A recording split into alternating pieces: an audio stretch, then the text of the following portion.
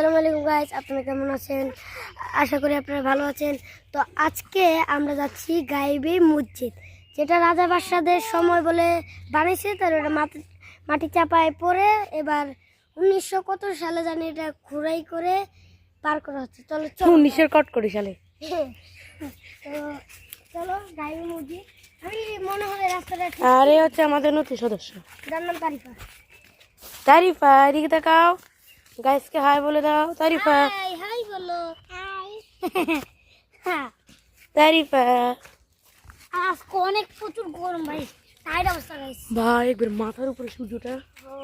Guys অবস্থা tight আছে তাই। তো এটা মনে কবরস্থান, হ্যাঁ এটা মনে কবরস্থান হতে পারে, হতে পারে। হ্যাঁ নাও হতে পারে। হ্যাঁ আমরা এই চিনি এই বেটা মোবাইল ফোন থেকে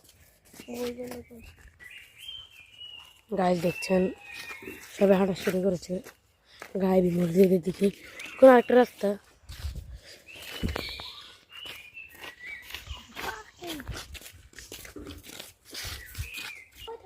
তো গাইস অবশেষে আমরা চলে এসেছি গাইবি মসজিদে। ভাই এটা নেই গাইবি মসজিদ, এটা মাটি ঘুরি না। তো গাইস দেখতে পাচ্ছেন এখন এটাই সেই গাইবি মসজিদ, সেটার নাম।